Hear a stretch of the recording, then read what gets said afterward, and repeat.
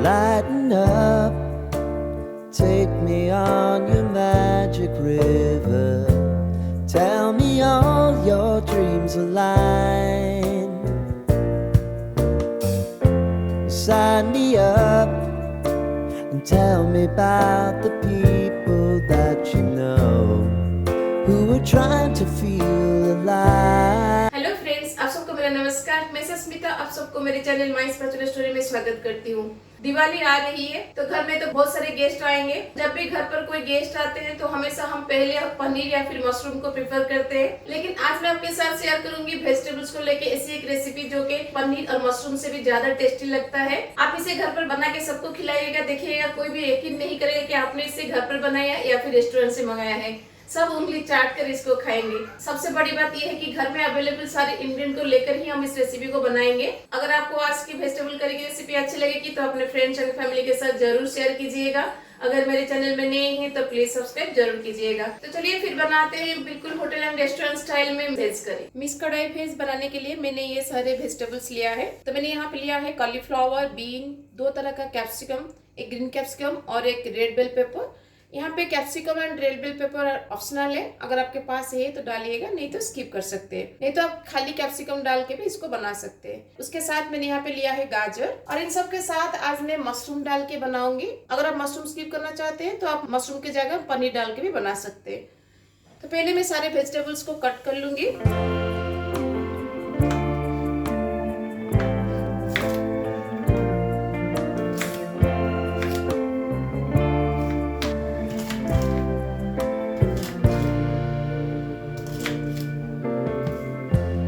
Lighten up, take me on your magic river. तो देखिए मैंने सारे वेजिटेबल्स को कट कर लिया है। तो अब हमारा वेजिटेबल्स रेडी है। अब हम इस वेजिटेबल को थोड़ा सा ब्लंच करेंगे ताकि इसका जो रॉ स्मेल है वो चला जाए और इसमें लाइट सॉफ्टनेस आ जाए। तो चलिए इसको हम ब्लंच करते हैं।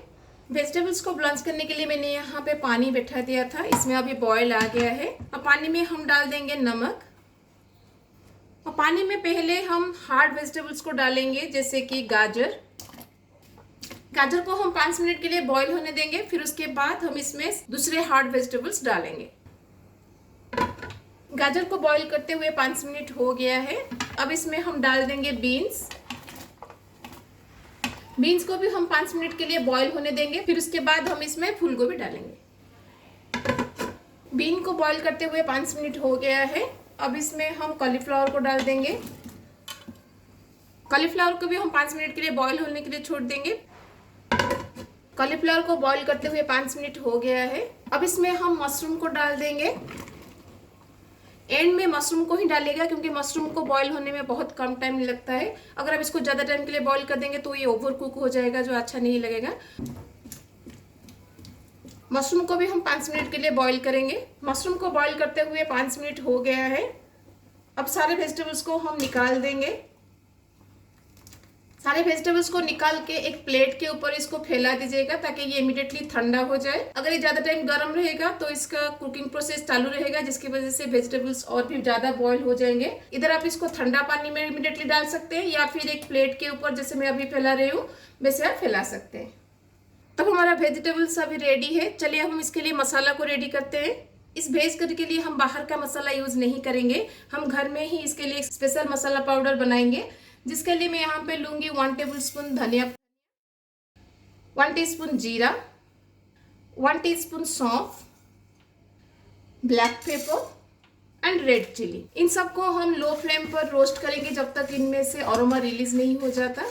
तो इसमें से अभी अरोमा रिलीज होना स्टार्ट हो गया है और इसको ठंडा होने के लिए छोड़ देंगे। जब ये कम्प्लीटली ठंडा हो जाएगा, इसका एक दरदरा सा पाउडर हम बनाएंगे। तो सब्जी के मसाले में डालने के लिए मैंने यहाँ पे 10 से 15 काजू को आधा घंटे से भिगा के रख दिया था। अब इसका हम एक फाइन पेस्ट बनाएंगे।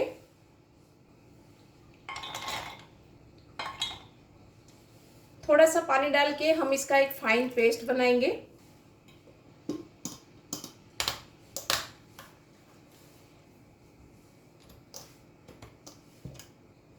तो हमारा काजू का पेस्ट अभी रेडी है। अब इसको एक बाउल में हम निकाल देंगे। बाउल को धो के उसका पानी भी हम इसमें डाल देंगे, इसको वेस्ट नहीं करेंगे। तो हमारा काजू का पेस्ट रेडी है। तो इस सब्जी की मसाले में हम दही भी डालेंगे, लेकिन दही को हम ऐसे डायरेक्टली नहीं डालेंगे। तो दही में हम सारे मसाला पाउडर को मिक्स करके उसको हम मसाले में डालेंगे।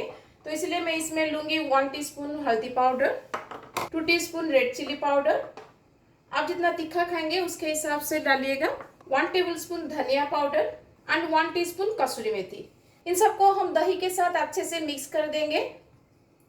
तो हमारा दही का मसाला रेडी है। तो चलिए अब हम मसाला को बैठाते हैं। सब्जी का मसाला बनाने के लिए हांडी में हम लेंगे तेल।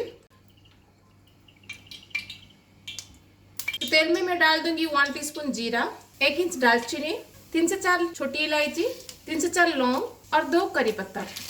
तो इन सबको हम 8 से 10 सेकेंड के लिए तेल में सटे करेंगे ताकि इन सब का फ्लेवर तेल में आ जाए।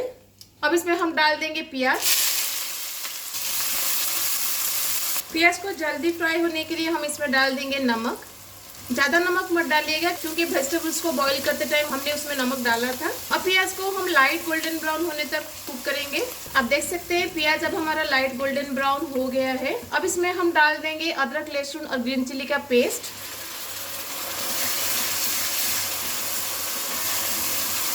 अदरक लहसुन का पेस्ट को प्याज के साथ हम 8 से 10 मिनट के लिए कुक करेंगे ताकि अदरक लहसुन अच्छे से कुक हो जाए और इसका रॉ स्मेल कम्प्लीटली चला जाए। तो अदरक लहसुन को प्याज के साथ पकाते हुए 8 से 10 मिनट हो गया है। आप देख सकते हैं प्याज, अदरक, लहसुन हमारा गोल्डन ब्राउन हो गया है। अब इस स्टेज पर हम डाल देंगे टमाटर का प्यूरी।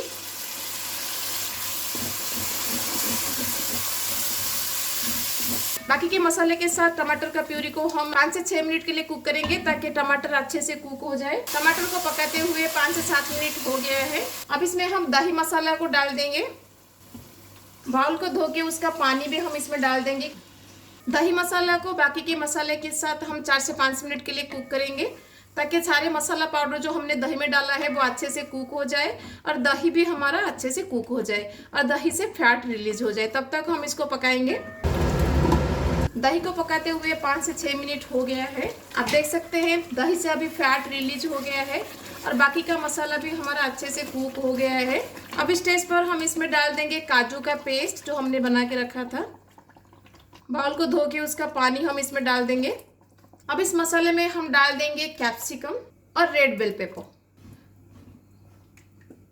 अब इसको कवर लगा के हम और 5 से 7 मिनट के लिए कुक करेंगे ताकि काजू का पेस्ट अच्छे से कुक हो जाए और बेल पेपर और कैप्सिकम जो हमने डाला है अभी वो भी अच्छे से कुक हो जाए। बीच बीच में कवर निकाल के मसाला को ऊपर नीचे करिएगा, नहीं तो काजू का जो पेस्ट है वो जल्दी नीचे से लग जाता है। काजू का पेस्ट को पकाते हुए 5 से 7 मिनट हो गया है। काजू हमारा अच्छे से कुक हो गया है। अब इसमें हम वेजिटेबल्स को डाल देंगे।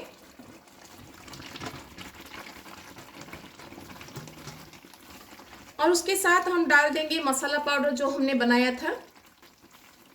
हल्के हाथ से वेजिटेबल्स को मसाले के साथ मिक्स करिएगा क्योंकि हमने इसको बॉईल किया है।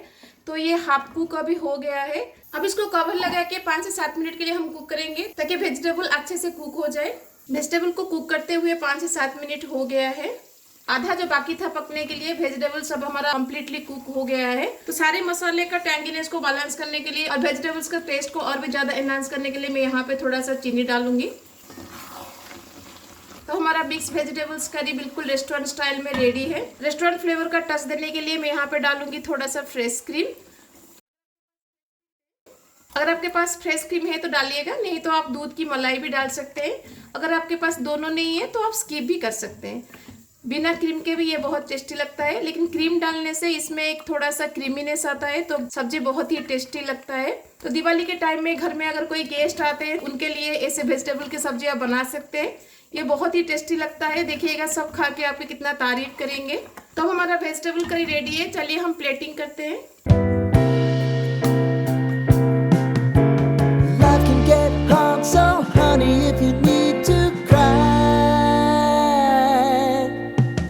Come share my pillow and rain, rain, go away.